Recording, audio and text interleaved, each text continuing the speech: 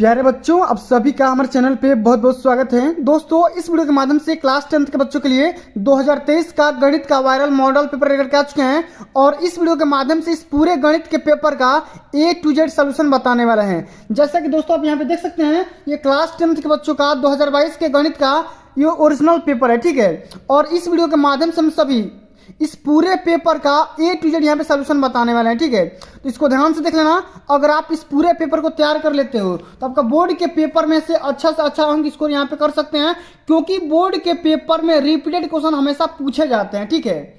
अगर आप 10 साल का प्रीवियस ईयर पेपर लगा लोगे तो आपका काम हो जाएगा, आप अच्छे से अच्छा अंक स्कोर कर सकते हैं। जैसा कि दोस्तों आप सभी को पता है कि जो ईबी बोर्ड है हर एक साल हर एक सब्जेक्ट का 7 यहाँ पे कोड लॉन्च करता है और मैं आप सभी को प्रण लिया हूँ कि जितने भी यहाँ पे सब्जेक्ट होने वाले हैं उनका मैं यहाँ पे सातों का सातों कोड करवाने वाला हूँ। तो फिर बच्चों, अगर आप हर एक सब्जेक्ट का सातों कोड तैयार कर लेते हो तो बोर्ड के पेपर आपका तो ऐसे ही 90% फिक्स हो जाएगा, ठीक है। तो आज का जो हमारा वीडियो होने वाला सबसे ज्यादा मोस्ट इंपोर्टेंट वीडियो होने वाला है और जो 2023 का बोर्ड का पेपर आएगा सेम टू सेम ऐसा ही पेपर आएगा।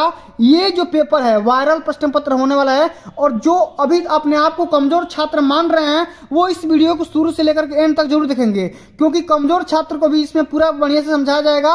और साथियों, आप सभी को पता है कि इस बार 2023 का पेपर आने वाला है वो 21 फरवरी का होने वाला है, ठीक है। तो 21 फरवरी की तैयारी बहुत बढ़िया से करना है और इस वीडियो को देखने के बाद आपका 90% पक्का हो जाएगा, ठीक है। इसको ध्यान से देख लेना, एक एक सवाल को हम बारीकी से हल करना स्टार्ट करेंगे, ठीक है।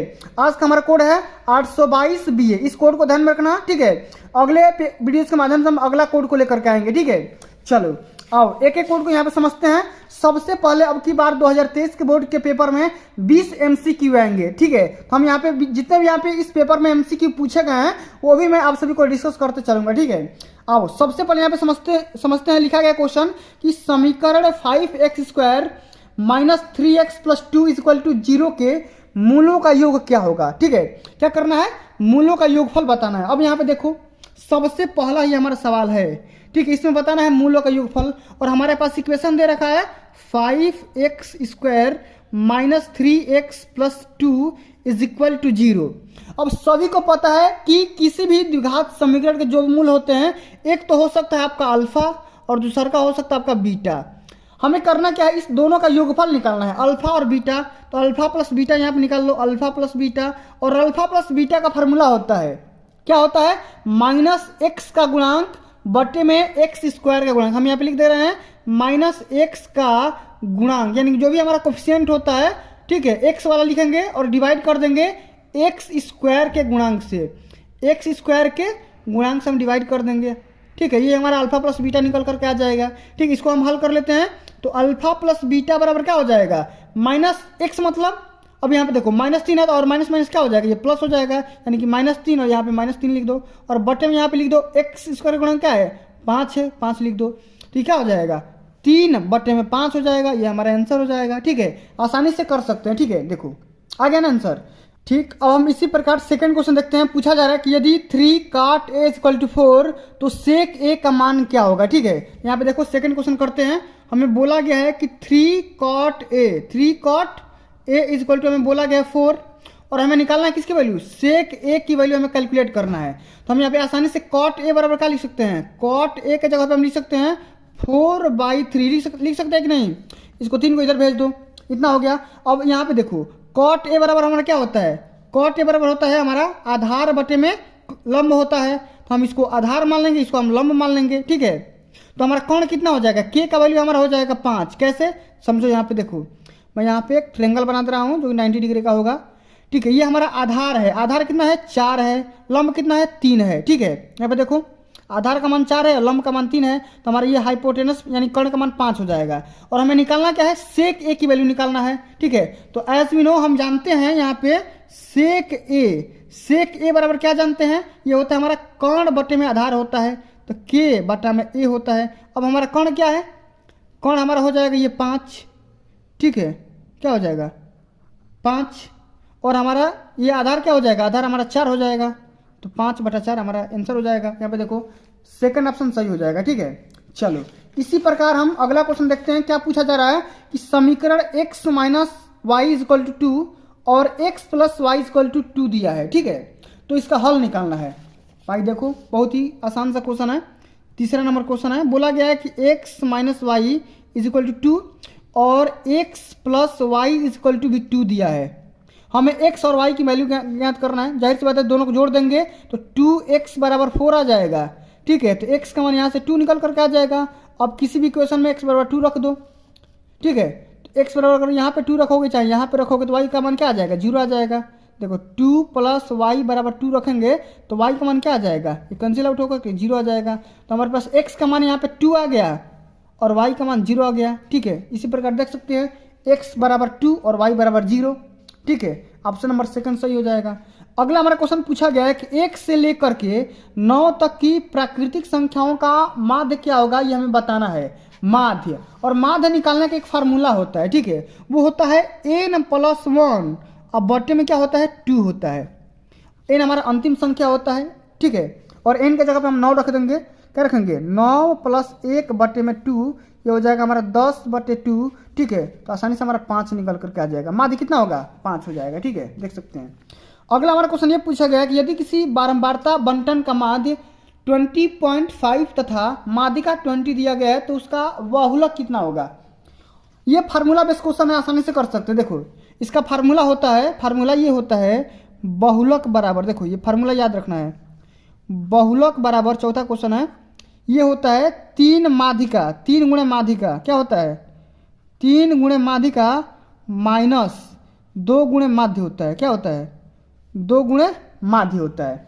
हमें बहुलक निकालना ही है। हमें हमारे पास देखो माध्यिका कितना दिया है, 20 दिया है, तो 3 गुणे 20 कर देंगे, अब माइनस 2 गुणे 20.5 कर देंगे। ठीक है, तो ये कितना हो जाएगा, 20 है 60, और ये कितना हो जाएगा 41 हो जाएगा। अब 60 में से 41 घटा दो, 19 निकल करके आ जाएगा। देखो ऑप्शन नंबर सी सही हो जाएगा। अगला क्वेश्चन फिगर वाला है, बहुत ही मोस्ट इंपोर्टेंट है, हर साल आता है। बोला जा रहा है कि एक त्रिभुज है ABC। ठीक है, ABC के आधार BC के समांतर रेखाखंड PQ खींचा गया है। देखो यहाँ पे क्या बोला गया है, एक यहाँ पे BC है, एक रेखा है। ठीक है, एक BC है और इसी के समांतर एक रेखा PQ खींची गई है। ठीक है, यदि PQ रेशियो BC, मतलब PQ कहाँ है, PQ ये है और BC ये है, इन दोनों का अनुपात कितना दिया है, 1:3। अगर मान लो ये 1 है तो ये कितना है, 3 है। ठीक है, तो हमें क्या करना है, AP और PB का अनुपात निकालना है। तो AP मतलब इसका और PB इसका अनुपात निकालना है। तो दोनों का अनुपात सेम होगा। कैसे होगा आओ समझते हैं। सबसे पहले एक बात यहाँ पे समझो आप लोग कि अगर बात करेंगे, ये हमारा यहाँ पे एक त्रिभुज बना दे रहा हूँ। ठीक है, आप आसानी से समझ लीजिएगा। ठीक है, ये हमारा हो जाएगा AB, ये C हो गया, ये हमारा हो गया PQ। ठीक है, ये जो PQ की लंबाई है वो कितना है, ये इसकी 1/3 है। ठीक है, मतलब PQ हमारा कितना है, PQ में अगर हम 3 से गुणा करेंगे तो हमारा क्या मिलेगा, BC मिलेगा। इतना बात सभी क्लियर है, कोई दिक्कत की बात नहीं है, इतना बात क्लियर है ना। और यहाँ पे एक और बात यहाँ पे समझो, एकांतर या समांतर के नियम से ये जितना एंगल होगा ये उतना एंगल होगा, ये जितना एंगल होगा ये उतना एंगल होगा, सेम टू सेम एंगल है, कोई दिक्कत की बात नहीं है। कहने का सेंस हम यहाँ पे ये आपको समझाना चाह रहे हैं कि जो त्रिभुज यहाँ पे देखो, त्रिभुज APQ जो होगा वो सर्वांगसम हो जाएगा किसके, त्रिभुज हमारा हो जाएगा ABC के। ठीक है, ये दो बात आप सभी को याद रखना है, ये तो एंगल वाला याद रखना है और एक सर्वांगसम वाला बात याद रखना है। और जब ये अगर ये डाटा फॉलो करेगा सर्वांगसम वाला, तब यहाँ पे होगा क्या, अगर ये जितना होगा उसी के अनुपात में ये होगा। ठीक है, इसका और इसका अनुपात सेम होगा। जैसे अगर बात बोलूँ, ठीक है, यहाँ पे बोला गया है कि हमारा PQ बट्टे में BC बराबर कितना दिया है, 1/3 दिया है। इसी तरीके से हमारा हो जाएगा AP, क्या हो जाएगा, AP बट्टे में PB क्या हो जाएगा, 1/3 हो जाएगा। या आप एक और भी निकाल सकते हैं, AQ क्या हो जाएगा, इस QC के 3 गुना हो जाएगा। समझ रहे हैं, इस तरीके से हम कर सकते हैं, 1/3 इसका राइट आंसर हो जाएगा। ठीक है, चलो अब अगला हमारा क्वेश्चन ये पूछा गया है, इसको समझते हैं। बोला जा रहा है कि सभी खंड करना है, सेकेंड क्वेश्चन है। बोला जा रहा है कि यदि 27, 23, x-4, x + 4, 15, 3 और 7 का माध्य 15 है तो x का मान निकालिए। ठीक है, क्या करना है, x का मान निकालना है। कैसे करेंगे, यहाँ पे देखो माध्य दिया है हमारे पास, आंकड़ा कितना दिया है, एक दिया है 27, एक दिया है हमारा 23 - x या 23 दिया है, तीसरा का दिया है x - 4, चौथा दिया है x + 4 है, और यहाँ पे है 15, फिर 3 है, फिर 7 है। इसी का समांतर माध्य कितना दिया है? 15 दिया है। और सभी को पता है कि समांतर माध्य बराबर क्या होता है? सभी संख्याओं का आपस में जोड़ के डिवाइड कर दो। कितना संख्या है? 1 2 3 4 5 6 7, 7 संख्या है, 7 से डिवाइड कर दो, समांतर माध्य निकल कर क्या जाएगा? और सबको जोड़ दो, आपस में कनेक्ट कर दो। ठीक है, आपस में आओ जोड़ते हैं। अब इसको जोड़ लो, आसानी से निकल कर क्या जाएगा? ये देखो 23 और 27 कितना हो जाएगा? 50, और 50 और 15 कितना हो जाएगा? 50 और 10 ये हो जाएगा 60, और 60 10 70 75, और ये 4 से 4 कैंसिल आउट हो जाएगा, यानी कि 70 और प्लस कितना एक्स हो जाएगा? 2x, अब बट्टे में 7 बराबर 15, यानी कि 70 प्लस 2x बराबर हो जाएगा 15 7 105। तो 2x बराबर क्या हो जाएगा? 70 माइनस कर दो, 70 माइनस करोगे तो हमारा हो जाएगा 5, यानी कि 35 हो जाएगा। 35/2 यानी कि x बराबर क्या हो जाएगा? 17.5। इसका समांतर माध्य कितना निकल कर आएगा? 17.5 निकल करके आ जाएगा। ठीक है, इतना बात समझ में आ गया। अब चलो हम करेंगे अगला हमारा क्वेश्चन। अगला हमारा क्वेश्चन ये पूछा जा रहा है कि एक मीनार की ऊंचाई 20 मीटर दिया गया है। मान लो कोई एक मीनार है, ठीक है, उसकी हाइट यहाँ पे कितना दिया है? 20 मीटर। जमीन पर बनने वाली छाया की लंबाई दिया है 20√3 मीटर। तो सूर्य का उन्नयन कोण निकालना है, सूर्य का उन्नयन कोण निकालना है। जैसे यहाँ पे मान लो कोई भी हमारे पास क्या है? एक मीनार है, ठीक है, हमने कोई भी एक मीनार मान लिया, ठीक है। अब बोला जा रहा है कि इसकी जो ऊंचाई है 20 मीटर दिया गया है। कितना है? 20 मीटर है। और जमीन पर बनने वाली छाया की जो लंबाई है वो कितना है? यह है 20√3 है। क्या है? 20√3 है। अब हमें करना क्या है? इसको इसे मिला देना है, मिला देंगे। जब मिलाएंगे तो हमारे पास एक पाइथागोरस प्रमेय बन जाएगा, ठीक है, इसका सूत्र बन जाएगा। उससे पहले हमें क्या करना है? सूर्य का जो भी है उन्नयन कोण, उन्नयन कोण मतलब नीचे वाला एंगल निकालना है, हमें ये थीटा निकालना है। अब थीटा कैसे निकालोगे? तो आधार और इसमें जो भी हमारे पास रिलेशन होता है उसको हम क्या करेंगे? अप्लाई कर देंगे। तो हमारा क्या क्या रिलेशन होता है? वो होता है tan थीटा बराबर होता है लंब बटा में आधार होता है। यहाँ पे हम फार्मूला अप्लाई करेंगे, tan थीटा बराबर क्या होता है? लंब, ठीक है। लंब मतलब क्या है? हमारा 20, ठीक है, और बटा में हमारा आधार क्या है? 20√3 है। ये कैंसिल आउट हो जाएगा। तो tan थीटा बराबर क्या हो जाएगा? 1/3। और सभी को पता है 1/√3 किसका मान है? tan कितना अंश का? यह है tan 1/√3, यह है tan 60 डिग्री का, ठीक है। इसको आप मतलब चेक भी कर सकते हैं कि सही है कि नहीं है, ठीक है। तो थीटा का मान कितना आ जाएगा? 60 डिग्री। इसको एक बार देख लेना, ठीक है। चलो अब अगला हमारा क्वेश्चन ये पूछा गया है कि 10 व्यक्तियों का भार का माध्य 45.65 kg है, तो उनके भारों का योगफल ज्ञात करिए। कैसे करेंगे? बहुत ही सिंपल सा क्वेश्चन है। क्या पूछा गया है कि यदि 10 व्यक्तियों के भार, देखो यहाँ पे व्यक्ति कितना है पर संख्या कितना है? संख्या हमारे पास 10 है। उनका माध्य कितना है?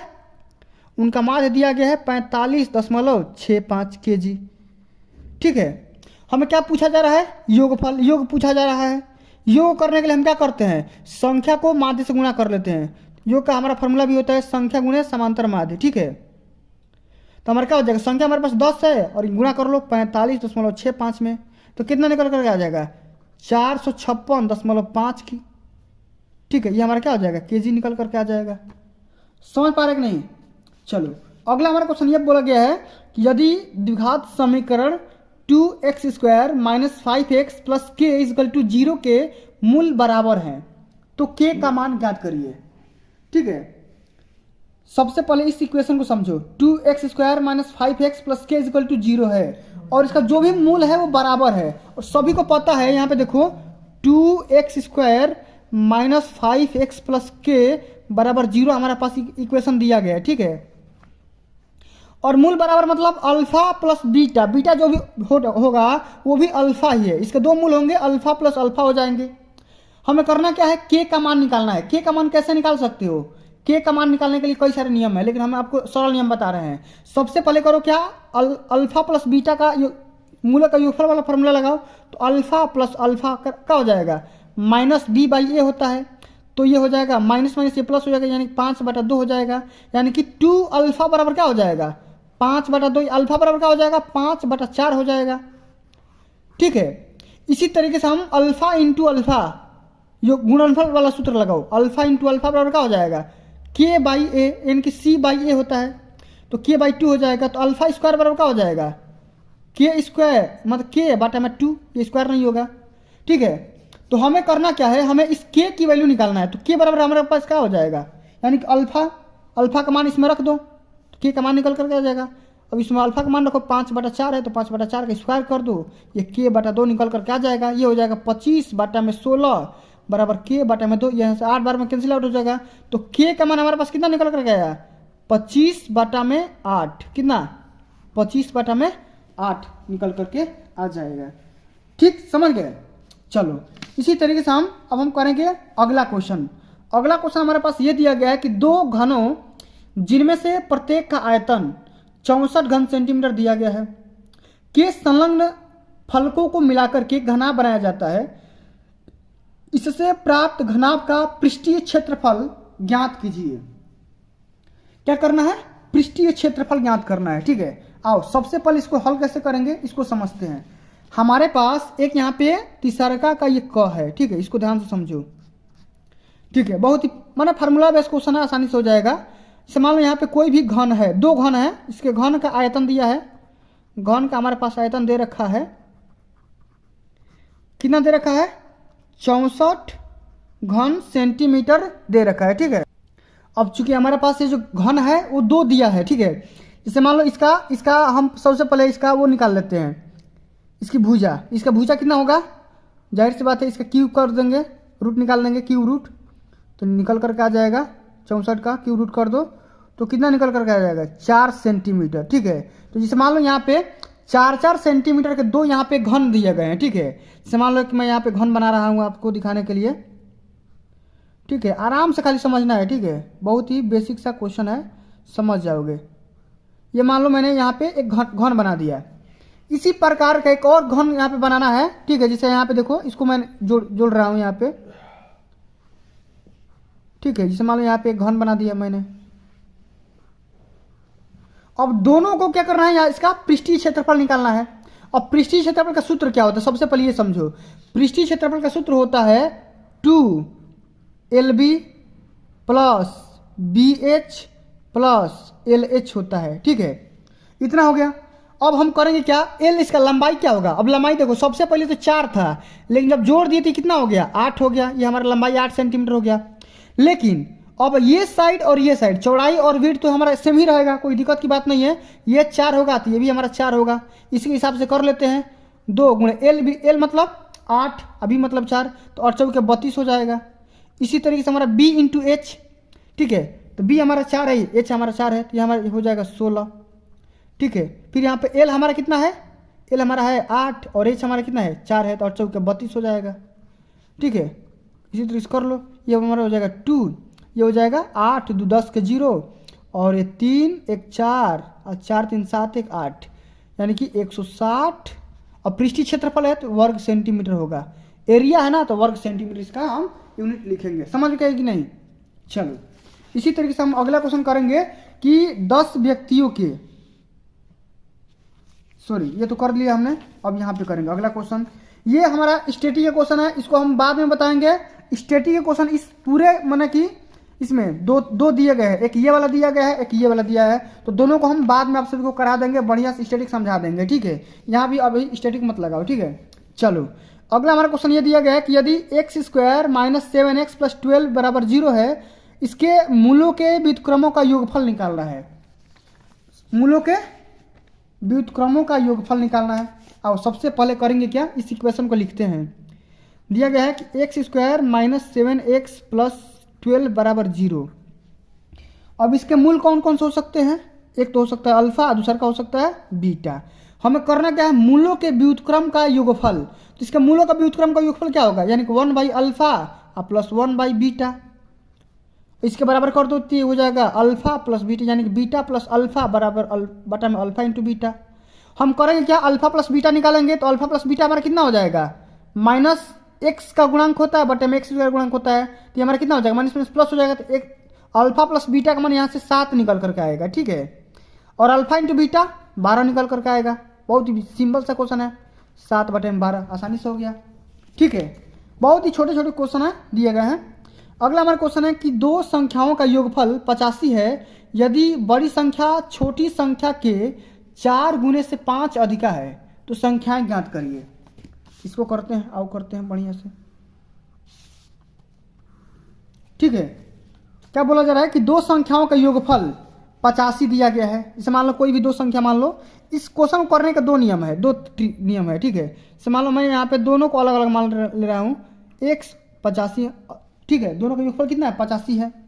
अब बोला जा रहा है कि जो बड़ी संख्या है, जैसे मान लो मैंने x को बड़ी संख्या मान लिया, छोटी संख्या से कितना अधिक है, ये पहले ही से क्या है, छोटी संख्या के 4 गुने से 5 अधिक है। छोटी संख्या के 4 गुने से 5 अधिक है, तो इसमें 4 से गुणा करो और इसी में 5 जोड़ दो, तब ये जाकर के बराबर होगा इक्वेशन। अब x का मान इसमें रख दो, 4y प्लस 5 और प्लस y बराबर 80 हो जाएगा, 85 हो जाएगा। ठीक है, तो हमारा क्या हो जाएगा 5y और प्लस 5 बराबर 85। ठीक है, तो 5y बराबर हमारा क्या आ जाएगा 80। तो y का मान हमारे पास 16 निकल करके आ गया, y का मान 16 कटा दिए। तो अब x का मान कितना आएगा, अब x का मान यहाँ से निकाल लो, y में इसका मान रख करके। y का मान कितना है 16, तो 16 चौके 64, 64 कितना होता है 64 और 5 69 हो जाएगा। x का मान हमारे पास कितना आ जाएगा 16 चौके 64 प्लस 5 यानी कि 69 निकल करके आ जाएगा। x का भी मान आ गया, y का भी मान आ गया। ठीक है, चलो अब हम अगला सेक्शन को हल करेंगे। बोला जा रहा है कि k का मान ज्ञात करिए। किसका मान ज्ञात करना है, k का। कब, जिसके लिए इक्वेशन यहाँ पे दो इक्वेशन दिए गए हैं। अब बोला जा रहा है कि जिसका अद्वितीय हल है। ठीक है, तो सबसे पहले हम करेंगे क्या, इस इक्वेशन को सबसे पहले लिखते हैं। दिया गया है 2x plus ky is equal to 1 है, एक है 3x माइनस 5y बराबर 7 है। अद्वितीय हल कब होता है, अद्वितीय हल कब होता है, ये कंडीशन है। अद्वितीय हल तभी होगा जब a1 बाई a2, ठीक है, does not equal to b1 by b2। लेकिन हमें क्या करना है, k का मान निकालना है, तो k का मान निकालने के लिए बराबर कर सकते हैं। ठीक है, यही मेथड है k का मान निकालने के लिए। तो a1 ये होता है, ये होता है b1, ये होता है a2, ये होता है b2, चिन्ह के साथ लिखेंगे। ठीक है, a1 का मान 2 रख दो, बटा में a2 का मान 3 रख दो, डज नॉट इक्वल टू यहाँ पे क्या कर दो, b1 का मान क्या है k, और बटा में b2 का मान क्या है -5। तो यहाँ से हमारे पास k का मान आ जाएगा। k का मान कैसे आएगा, k does not equal to क्या हो जाएगा, k का मान हो जाएगा -10 बटा में 3, -10 बटा में 3, ये हमारा क्या हो जाएगा k की वैल्यू हो जाएगी। इसी पे k बराबर अगर -10 बटा 3 रखोगे तो इसका क्या हो जाएगा, अद्वितीय हल निकल करके आ जाएगा। ठीक है, चलो अब अगला हमारा क्वेश्चन ये दिया गया है, एक शंकु के आधार की त्रिज्या 3.5 सेंटीमीटर है तथा इसकी ऊंचाई 12 सेंटीमीटर है। तो शंकु के तिर्यक ऊंचाई तथा इसका आयतन निकालिए। आओ कैसे हल करेंगे इसको समझते हैं। जैसे मान लो हमारे पास एक कोई शंकु है। ठीक है, यहीं पे मान लो एक हमारे पास कोई क्या है, एक शंकु है इस तरीके का।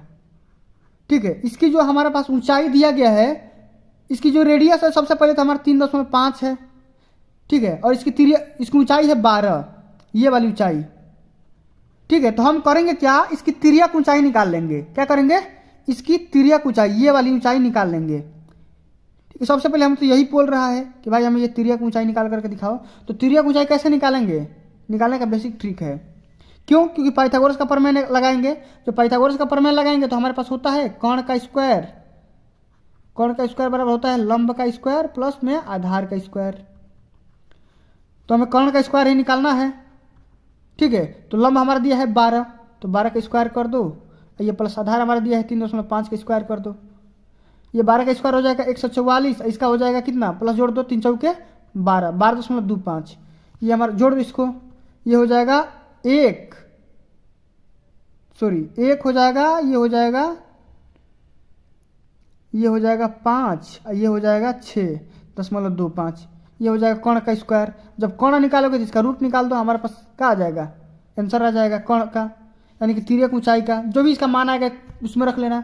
अब इसका आयतन कैसे निकालोगे, आयतन निकालने का सूत्र क्या होता है, 1/3 पाई r स्क्वायर h, और इसी में h का मान रख दो, r स्क्वायर का मान रख दो, आसानी से आ जाएगा।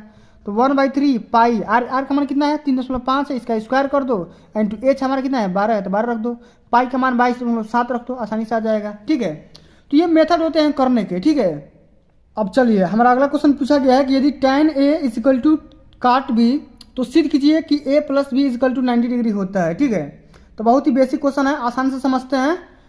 ठीक है, इसके दो करने के तरीके हैं। ठीक है, दोनों में से कोई एक तरीका अपना लो, आपका काम हो जाएगा। ठीक है, अब सबसे पहले क्वेश्चन को यहाँ पे लिखते हैं।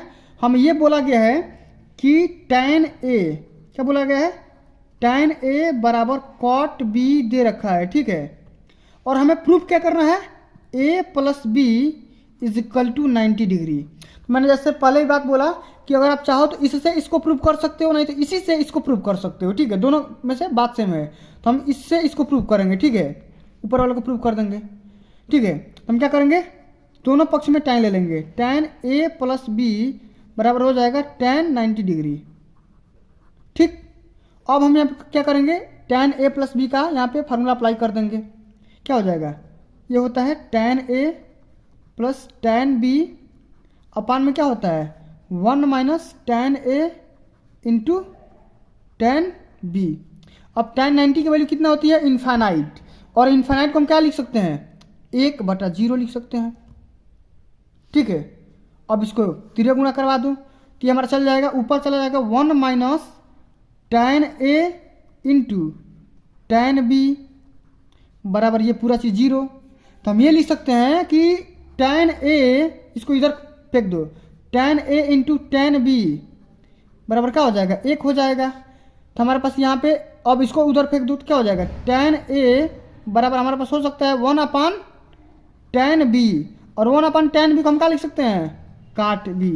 तो वो tan A बराबर क्या लिख सकते हैं, काट B, और हमें यही प्रूव करना था। ठीक है, चलो इस तरीके से हल करना है, समझ गए। अब अगला हमारा क्वेश्चन ये दिया गया है कि बिंदु A के निर्देशांक ज्ञात कीजिए जहां AB एक वृत्त का व्यास है जिसका केंद्र 2-3 है और इसका B के निर्देशांक 1,4 दिए गए हैं। अब इसको कैसे हल करोगे, बहुत ही बेसिक क्वेश्चन है, समझो। यहीं पे हो जाएगा, जैसे मान लो मैंने यहाँ पे एक वृत्त बना दिया। ठीक है, यहाँ पे हमने वृत्त बना दिया, इसी पे आपको समझ में आ जाएगा। ठीक है, ये इसका केंद्र हो गया। ये मान लो यहाँ पे कोई AB पॉइंट है, इसका A है, इसका B है। यहाँ पे B के निर्देशांक दिए गए हैं 1,4। ठीक है, और केंद्र यानी जो C होता है, C का निर्देशांक दिया गया है 2,-3, और A का निर्देशांक आप सपोज कर सकते हैं x, y। और सभी को पता होना चाहिए ये बात कि जब हम A और B को मिलाएंगे तो इसका जो मिड पॉइंट होगा वो क्या होगा, इन दोनों निर्देशांक के आधा आधा होता है, ये फार्मूला भी होता है। ठीक है, तो हम यहाँ पे लिखेंगे अगर, ठीक है, अगर इसे C1 को डिनोट करना चाहेंगे तो हम लिख सकते हैं x प्लस 1 बटा में 2 बराबर, ये हमारा हो जाएगा 2। तो यहाँ से x के मान निकल करके आ जाएंगे। इसी तरीके से हमारा एक और यहाँ पे इक्वेशन बन जाएगा कि y प्लस है, यहाँ माइनस तो माइनस लगा लो, y -3 बटा में 2 बराबर, सॉरी यहाँ पे y प्लस 4 है बटा में 2 बराबर, यहाँ से -3 निकल करके आ जाएगा। अब इस दोनों को हल कर लो। अब दोनों कैसे हल करोगे, यहाँ पे लिख दो कि x प्लस 1 बराबर क्या हो जाएगा, 4 हो जाएगा, तो x बराबर यहाँ से 3 निकल करके आ जाएगा।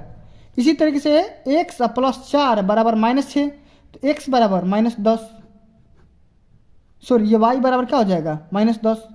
तो यहाँ पे निर्देशांक निकल गए, x के निकले कितना है 4 और y के कितना निकल गए -10, तो 4 का -10 निकल करके आ गया। समझ गया कि नहीं, समझ गए। चलो तो फ्रेंड्स, यहाँ पे वीडियो काफ़ी लंबा हो गया, आज के लिए बस इतना ही।